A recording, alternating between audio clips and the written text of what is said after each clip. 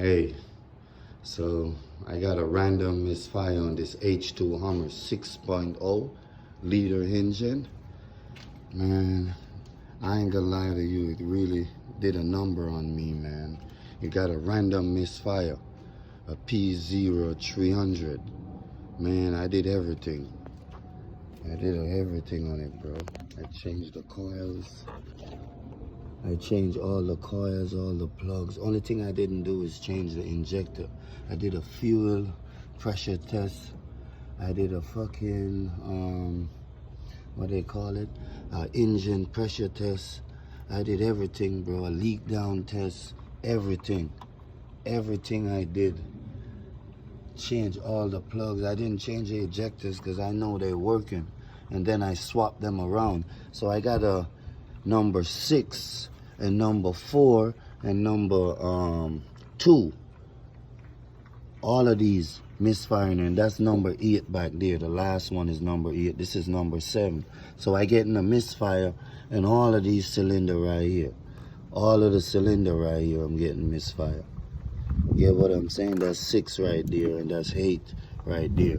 And I'm getting most of the misfire on number 4 and number 6, but mainly on number 6. So all of these cylinders right here ain't firing like how they're supposed to. Over on that side, the driver's side, perfect. Perfect. Perfect, perfect, perfect. I did everything on this side. Everything. I didn't even do a smoke test on it, and I see a little smoke coming from through here, so I kind of seal it back off. You know, thinking it was that. You know, I start, running out of options.